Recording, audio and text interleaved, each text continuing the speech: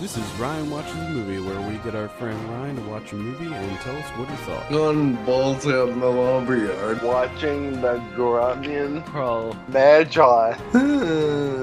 If you're listening to this, don't even waste your time.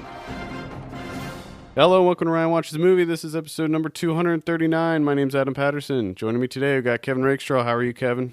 Did pretty good. Dog barking, barking it up, ruining the recording, as usual. Always. As per usual. We're also joined by Ryan Holes. How are you? I hate technology.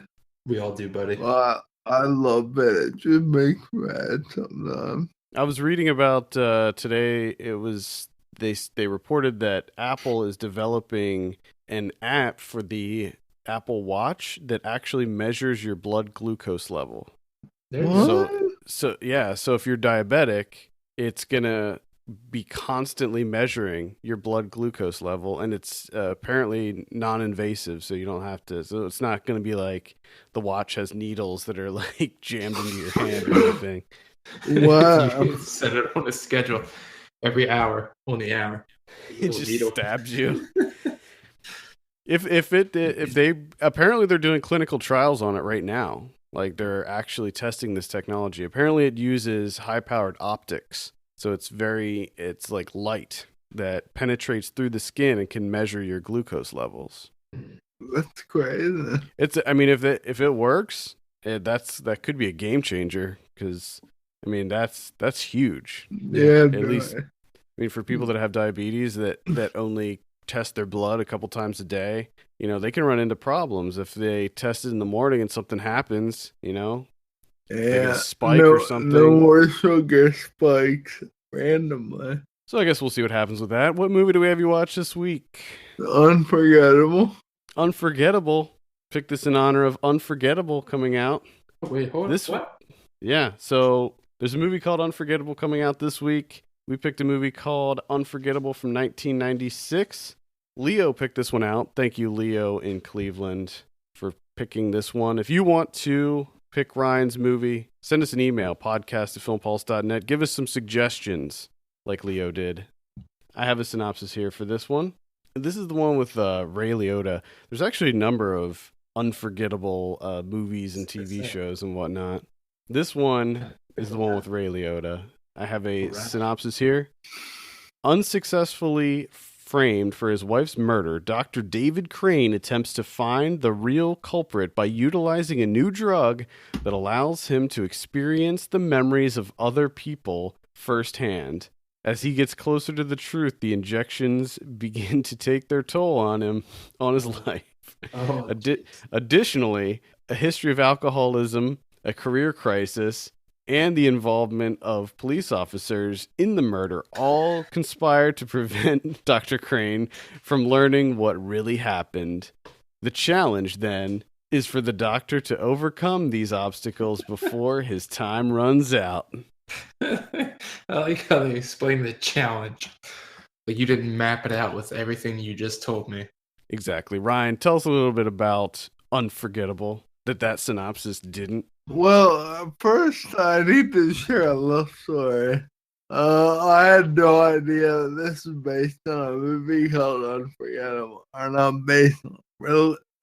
Let's watch this.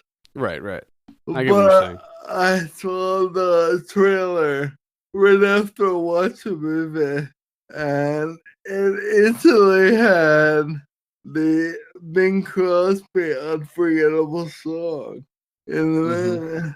And I thought it was a pretty good pun. So I already deducted one from this movie for not doing the same thing. Oh. Because I thought of that before I saw it. And I was like, why is there no Unforgettable? Squandered opportunity there. Yes. So -1 right off the bat. Okay. Alright, anyway. Ray Liotta is a crime scene investigative doctor. And his wife, you find out later on that his wife is murdered. And everyone thinks it was him. But apparently, there's some sort of botch in the evidence. So his court case was eventually thrown out, so he was considered innocent, even though everyone else thought he did. So the movie opens up with him at a crime scene finding a bag of matches rolled up, and he considers it like a calling card. So he goes to a dinner in the beginning of the youth where another doctor speaks about how she's taking spinal fluid, which coincidentally is collected at every crime scene every time, so they have it for everyone. And they collect this, and the doctor figures out to inject a few tests on rats. And the first time the rat is being chased by a cat through a maze, and the rat runs into a corner, and she picks it up before it can be eaten. But then she injects some of the spinal fluid from that rat into another rat, and instantly goes through the maze again successfully. So, yeah, Ray Liotta injects himself with spinal fluid for the first crime scene, and finds out or sees what the killer or what the people that was murdered sees this guy, and he goes after this guy for life. Eventually chases him down to a church where the guy goes in and grabs the little kid and threatens to murder him with a knife while Ray Liotta has a gun pointed at him. All of a sudden, more cops come in and end up shooting the guy and killing him. Ray Liotta gets some of his spinal fluid and transfers it into himself and relives what this guy's involved in, and relives what he believes his wife's murder. And he thinks this guy killed his wife. So you find out she didn't really die. At that point, someone else came later and finished the job. And the entire movie, it turns out to be the police captain who actually got his ex-wife pregnant. And she was 5 weeks pregnant. Didn't tell anybody. And he came to kill her so she couldn't talk. And then nothing was ever traced back to him. Well, they do all this, and the second doctor that made up this serum in the first place offers to inject herself with it because each time you do it, it causes health problems. And Ray Liotta in the movie has just recently had a heart attack, so she thinks that more time will kill him. So he duct tapes her to a chair because he says that he doesn't want her to get violent or get scared or do anything while she's in this flashback. And as soon as she duct tapes her, he injects himself, finds out that was the detective, and the detective actually comes to his house and plans on killing them both, and just lights matches and throws them around there for him. And while they're burning, it's fucking throwing them everywhere. Just hoping that something catches. While they're burning, Ray Liotta goes back, rescues the second doctor, comes out, then goes back in trying to recover this detective's not dead body, but unconscious body. And also to get the tape of this cop saying it was me all along and thought it was someone else, but it couldn't be. Wow. And Ray Liotta, he had a few mishaps in the burning building. And eventually he find out that he was knocked unconscious. He's in the hospital.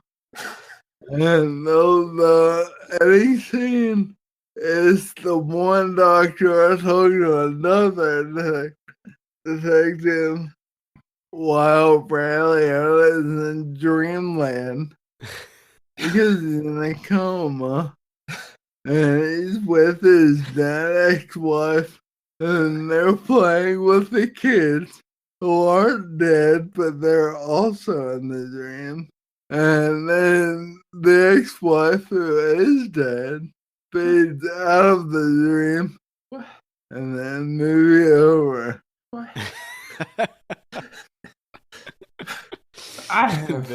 and then movie over. It's first thing. How long is this movie? Because what you just recounted to me sounds like 7 hours long. Hour and 55 minutes. An hour and what? 55. So it's pushing 2 hours. They're able to cram all of that in. Because I gotta say, I'm so confused. I know. So insanely convoluted. Lots of twists and turns. All sorts of doctors and cops. As you were describing, and I was just staring at Ray Liotta's face on the cover of this movie, the shocked look on his face. And I don't know what he's doing on the floor there. He's like doing some breakdance moves on the floor. That might be on his goldfish. He looks very conscious on the cover.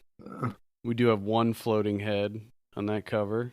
I'm guessing that's Linda Fiorentino. I know every time that Ryan kind of recounts the film that he had to watch for the week, I've always found myself kind of confused and not 100% grasping what's going on.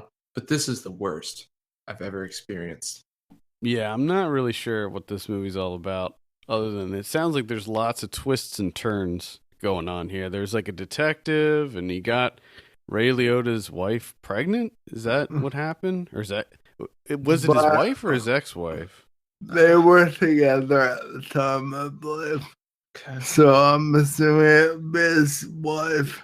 Okay. And she had an affair and got pregnant. Okay. So, and then the detective decided to kill her because of that. Yes.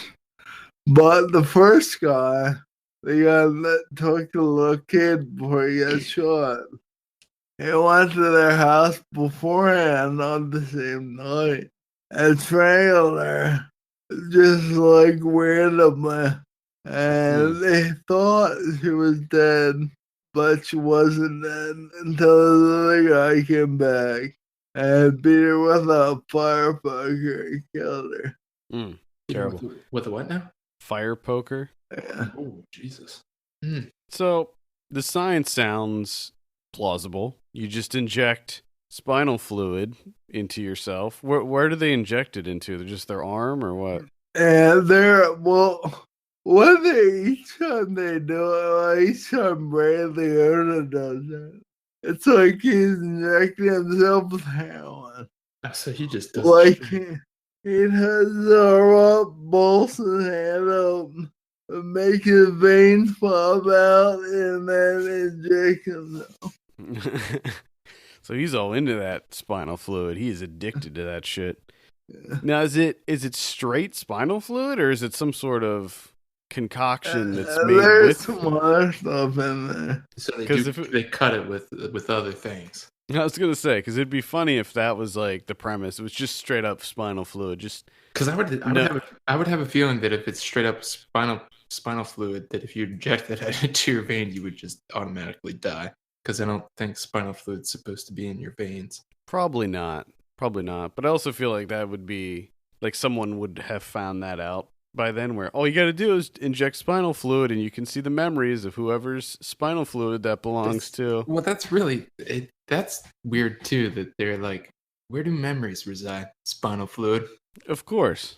Where else would it be? I also like what you were saying at the beginning where apparently at every crime scene there's just spinal fluid everywhere. It's just someone. Apparently, they take it every crime scene. It's fucking abundant. If you knew the amount of spinal fluid it's in every fucking room. It's like a hotel room bedspread. You just shine that black light. It's spinal fluid everywhere. So are they confused and they're just injecting jizz? Is that what they're doing? That is a strong possibility. It's just really bad science. It's all, none of it's working. They're all just pretending that it's working. Like a bunch of middle schoolers at a party where they have non-alcoholic beer, where they're smoking oregano. Yeah, like, I can totally. I can feel it. I can feel it. No, I think I can feel it. I think something's starting to happen. Yeah, something's definitely starting to happen. I'm remembering things. I totally see your memories. The kid's just snickering in the back like he totally just injected jizz into his arm. Fucking idiot. Oh god. This movie sounds incredible. What happened to Ray Liotta? It's hard to believe that his career took such a turn when he's in movies like this. But Ray Liotta always bounces back, man. He does. Like, it's so funny. You can't keep Ray Liotta down. You can't. You really can't. Because he'll be in something amazing, or he'll be even in like a string of really, really good things. And then he'll just start putting out this like kind of generic, straight to video kind of garbage. And then all of a sudden, out of nowhere, he's just in something, usually playing a cop or a gangster. And it'll be a good role for him. I mean, he's on that Shades of Blue show right now on NBC. It looks terrible, but well, that's the thing. Steady work. He always has. He has such job security with cops and or bad guys, especially crooked cops. If you need a crooked cop, Ray Liotta. Yeah, he's perfect for it. Get him. I like Ray Liotta. I would like to see him do other roles other than the cop or the gangster. I think it'd be kind of cool to see him in something else once. But maybe like a doctor that's injecting semen into his arm and reliving other people's memories. Nah, he's basically a cop in this. That's different. Injecting semen. Anyway, what'd you think of this? Not good, but not bad. Camille Laura. Pretty boring though. Really? Like there's a lot of shit going on. Sounds like it. But it wasn't like it didn't make for a very exciting movie. Now a lot of times when we talk to you about films and stuff, you always mention like, oh, I had a really difficult time keeping track of everything and what was happening. This one sounds like it would have melted your brain. No, I was actually able to keep pretty good track. Are you fucking kidding me? Of all the movies that we've had you watch, that you're like, almost every single one, you're like, it doesn't make any sense, and then this one, it's really tough to follow. I felt I have an maybe answer for you. The main girl here is the girl from Dogma. Yeah. And the one cop is the guy from Harry Gilmore. Okay. Christopher McDonald. Yeah. So is that what helps you? That helps you understand it. The one guy that took the little boy hostage was the guy from Sons of Anarchy. Okay. So I knew who most of the characters were. Okay. It made it a little easier for me to understand. So if you're able to recognize the actors that are playing certain key roles, that helps you and able to follow the storyline? Maybe. I don't understand that logic at all. I'm so confused. But hey, if that works for you, if it helps you keep track of characters and things, that's great. Peter Coyote was in this too. As long as Robert Pattinson's in it. No, because then you'll just be very confused. Yeah. You won't understand what's going on. It's like people are talking to him, and it looks like he's not even there. According to you, he's just an invisible man on the screen. Yes. Oh my goodness. This seems like such a product of its time. I feel like this is probably around Face Off. You know, that time period. It's before Face Off. Is it The year is it before. Oh yeah. Which, oh man, I need to watch Face Off. That movie's so fucking good. It's been years since I've seen that. What about Broken Arrow? I feel like that was around that time too. 96, yeah. Yep. Yeah, it does seem like a 90s movie. There were so many of these kind of action thrillers that had there was some sort of hook to them. You know, there's some kind of weird, maybe sciencey hook, like The Net. The Net. The Rock came out in 96. When did The Net come out? Was that in 94? 95? 95. Was The Net? The Net. Man, I gotta say, I kind of love these 90s thrillers. Looking back. I mean, they do the job. They hit a certain sweet spot. Maybe it was I don't know. Maybe it was Speed. Do you think Speed helped kind of popularize that? Yeah, maybe. What was that one? That was probably later. The other one with Keanu Reeves, Ryan, that we always seem to reference. Johnny Mnemonic? No. That was the one where the one where it's in the chemical plant. Yeah, it was really, really bad. And it had a kind of a really generic title too. Let me look here. Is it called Chemical Plant? Chemical Plant I'm Massacre. pretty sure it was like Chain one Reaction. where. Yeah, Chain Reaction. That's It's it. great because all I did was type into Google Keanu Reeves Chemical Plant, and the first thing was Chain Reaction. Yeah, that was a 96. That was a 96 movie too. There you go. So that mid 90s, man, they were cranking out those action thrillers, those generic action thrillers like it was nobody's business. Hell yeah. All right, let's talk about this film's director, John Dahl. See what else he did. I didn't look this up beforehand. I was so. surprised about the movie he made after Unforgettable. Rounders. Yeah. Okay, okay. So he did Wow. Rounders. I was a pretty big fan of Rounders. Yeah, It's man. been ages since. I know that's it.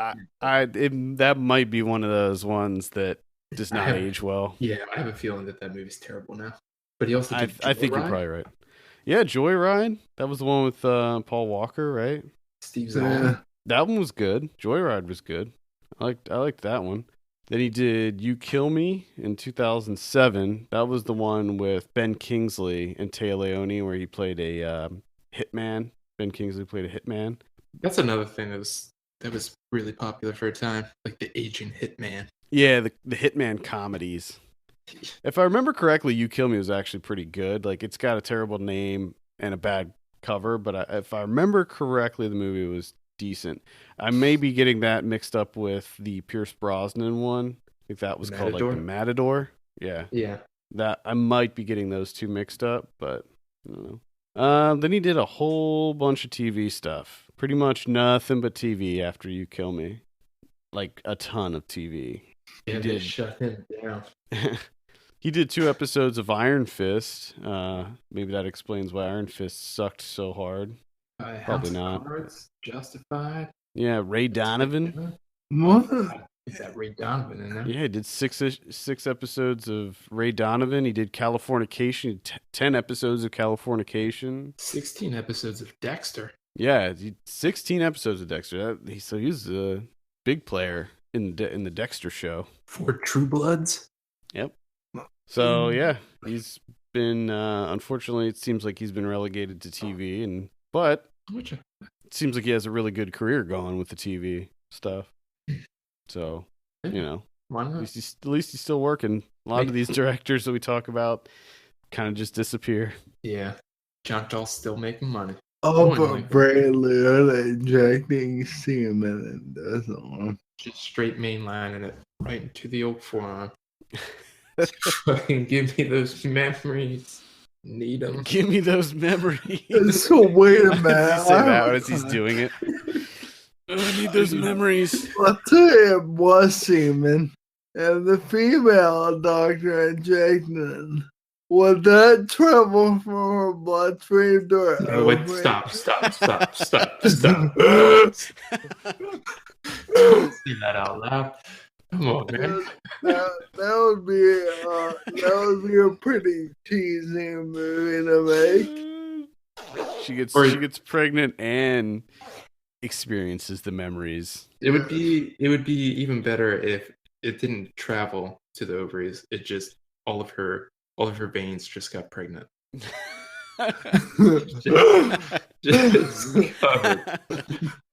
just covered head to toe in embryos. She has so many pregnancies happening at once. Zygotes everywhere. Littered. Veins are littered with zygotes. Oh my god. That would be horrifying. That would be terrible. Yeah, that would be a bodyguard movie right there. Yeah, that would kill her pretty quickly, I imagine. Yeah. Probably after a couple, I'd it would give her a couple months at most. It'd be like spontaneous combustion, but with babies. It'd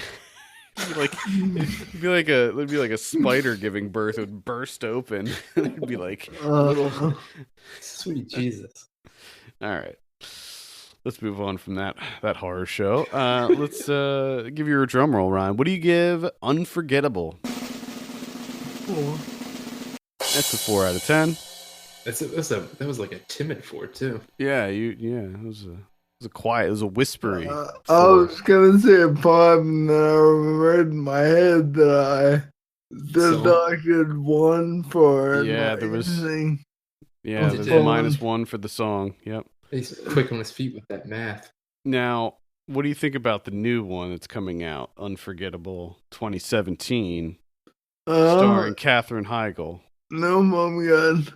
No? No. Katherine Heigl, Rosario Dawson, Whitney Cummings. Whatever happened to Whitney Cummings? I thought she had like kind of a promising. She was a star on the rise. I feel like she maybe, and this is like just pure speculation, but maybe she got overshadowed by the rise of Amy Schumer. Do you think that's a possibility? Because I feel like Whitney Cummings was really starting to get really popular. Didn't she have like a show or something? And then Whitney Cummings was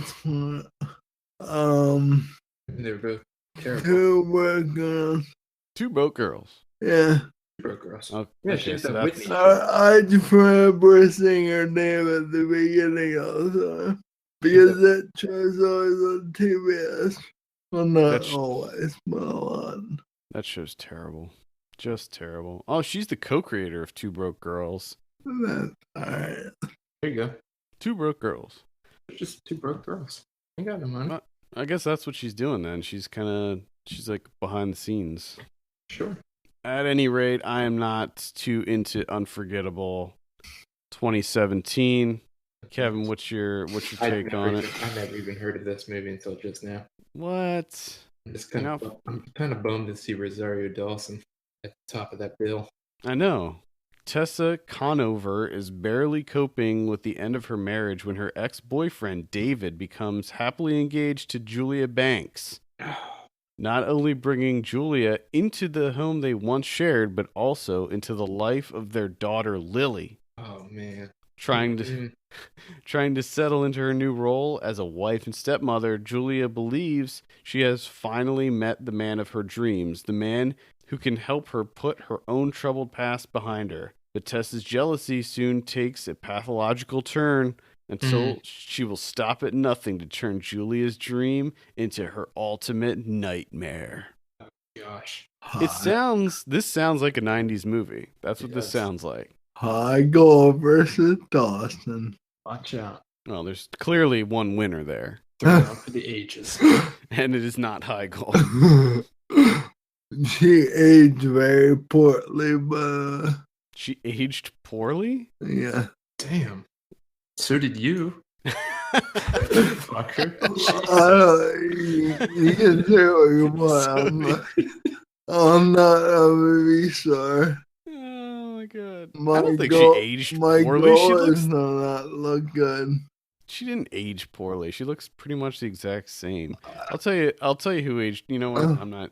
This is not a conversation. Yeah, just. I was gonna name someone who I believe aged poorly, but I'm not gonna go there. I'm not gonna go down to your level, Ryan. Yeah, He's close. He cheated on it.